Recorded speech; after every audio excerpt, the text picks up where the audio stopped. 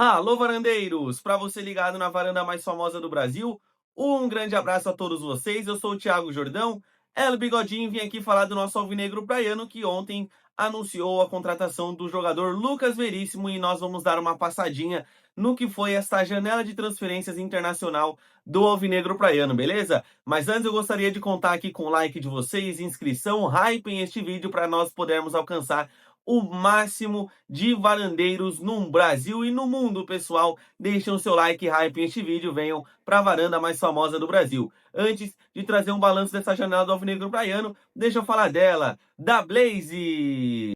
Blaze no Varanda Futebol Debate 18+, jogue com muita responsabilidade, jogue Blaze. As melhores cotações do mercado, odds turbinadas e todas as estatísticas você encontra onde? Na Blaze. E para fazer o seu cadastro é muito simples. Basta escanear o QR Code aqui ao meu lado utilizando o código VARANDAFC e após você acessar a plataforma, basta colocar esse código que eu citei e você está liberado para fazer os seus palpites com muita responsabilidade. E hoje nós temos final de Campeonato Paulista, Palmeiras e Novo Horizontino. Deixe o seu palpite lá na Blaze. Temos Premier League, tem Copa Libertadores, enfim, um mar de possibilidades para você palpitar na Blaze. Afinal de contas, na Blaze não tem qual é, você crava, meu amigo. Vem pra Blaze você também, afinal de contas o Neymar é Blaze, o Varane é Blaze, e você, vem pra Blaze você também.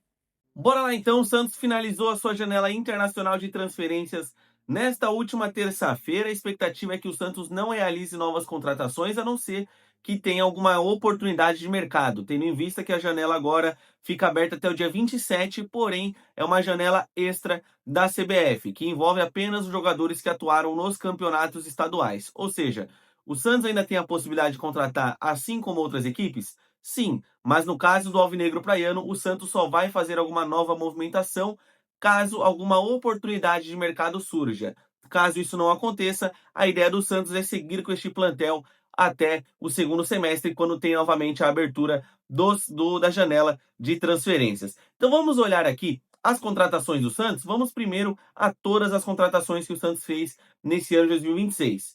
O Santos que trouxe o zagueiro Lucas Veríssimo, o volante uruguaio Christian Oliva, do Nacional, trouxe o Gabriel Menino, volante emprestado do Atlético Mineiro, trouxe também do Atlético Mineiro o atacante Rony, do Fortaleza contratou o atacante Moisés e trouxe por empréstimo o Gabigol, o Gabriel Barbosa, vindo do Cruzeiro. Então foram estas as 6 contratações que o Santos fez e dá até para contar também com a renovação de contrato do Neymar, querendo ou não, é um a mais que a gente pode levar assim em consideração. Mas novidade no elenco mesmo são estas 6. Com relação ao Lucas Veríssimo, ele ainda não vai estar à disposição, muito provavelmente, para o jogo contra o Mirassol, por conta da logística, né? Tem todos esses problemas que o Catar está passando, conflitos, enfim, todo mundo sabe a situação daquela região, e o Lucas Veríssimo ainda não sabe como que vai ser o seu deslocamento até o território brasileiro. Então, por isso, para o jogo contra o Mirassol, é bem provável que o Lucas Veríssimo esteja à disposição. Quem pode estar à disposição, e acredito que deva estar à disposição para o jogo contra o Mirassol, é o Christian Oliva, recém-contratado, recém-anunciado pelo Santos Futebol Clube. Após a queda do Transferban, ele começou de fato os treinamentos com seus companheiros no início desta semana. Ele que anteriormente vinha fazendo trabalhos técnicos e táticos, não participando dos trabalhos de combate. Ontem ele já participou desses trabalhos junto aos seus companheiros de equipe lá no CT Rei Pelé. Com relação aos outros 4, Menino, Moisés, Rony e o Gabriel Barbosa, eles aí já estavam, eles chegaram bem antes destes 2 citados anteriormente. E aproveitando que eu falei destes 4, tendo em vista que Veríssimo certamente não estará disponível contra o Mirassol e o Christian Oliva acabou de chegar, então a gente não tem números para analisar destes 2 jogadores no Santos Futebol Clube. A análise do Lucas Veríssimo vai sair no canal, a análise do Christian Oliva já tem no canal, uma análise feita pelo nosso brilhante Adriano Rosário. Inclusive, basta digitar Christian Oliva, Varanda Futebol Debate, na barra de pesquisa você vai encontrar a análise do jogador. Mas bora lá então olhar o que foi cada um e a gente fazer um panorama de como está sendo o desempenho destas novas contratações do Santos Futebol Clube nesse ano de 26. Lembrando, Christian Oliva e Veríssimo sem números, até porque eles ainda não jogaram com a camisa do Santos. Mas bora lá. Vou começar aqui então com o Gabriel Menino. Vamos olhar aqui os números do Gabriel Menino com a camisa do Santos.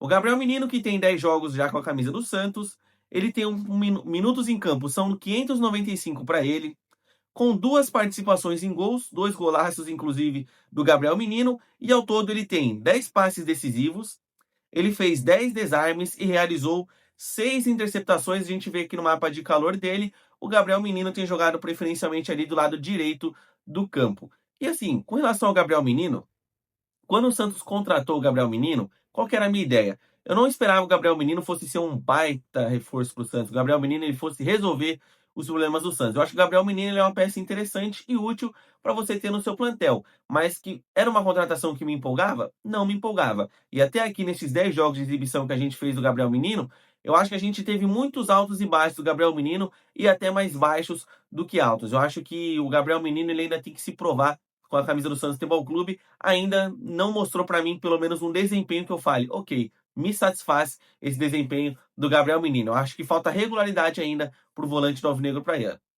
Vamos agora então, pessoal, para o campo de ataque. Vamos falar dele, o rei das bicicletas. Claro que o rei original das bicicletas é o Leônidas da Silva, mas hoje temos um rei das bicicletas, que é o Rony Rústico. Ele é fã de uma bicicleta, então vamos olhar aqui como que foi, como que está sendo esse desempenho do Rony Rústico com a camisa do Santos. Bora lá então! O Rony Rústico, que tem 7 jogos com a camisa do Santos até aqui, são 437 minutos, com um golzinho, uma assistência, 6 passes decisivos ao todo e nenhuma grande chance criada para o Rony Rústico. O Rony, assim como, e a gente vê também no mapa de calor do jogador, que ele já atuou do lado esquerdo, atuou também do lado direito. Mas o Rony, no meu ponto de vista, quando o Santos contratou, é aquilo que a gente fala, né? Até comentamos sobre isso num programa mais recente aqui no Varanda. Quando você traz jogador estrangeiro, você não sabe certamente o que esperar dele, né? Grande parte da torcida não sabe o que esperar desse jogador. Mas quando você traz um atleta como o Rony, você sabe o que esperar do Rony.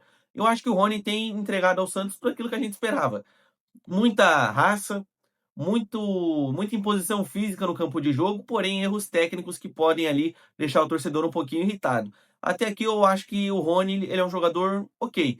Não apresentou nada demais no Santos, mas também eu acho que ele não fez partidas ridículas para a gente tratar ele como uma péssima contratação. Até aqui eu deixo o Rony no campo do ok. Acho que o Rony está entregando tudo aquilo que eu esperava, não esperava muito mais do que isso e também não esperava menos do que entrega dentro de campo do Rony Rústico. Acho que até aqui uma temporada bem ok, nota 5 para o Rony com a camisa do Peixe. Continuando no ataque, vamos falar dele, do Moisés. Moisés, ele que já trabalhou com o Juan Pablo Vojvoda no Fortaleza anteriormente e o Peixe trouxe ele para o Santos, para a Vila Belmiro, para trabalhar novamente com o Juan Pablo Vojvoda, contratação de 2 milhões de dólares. Bora então olhar os números do Moisés até aqui.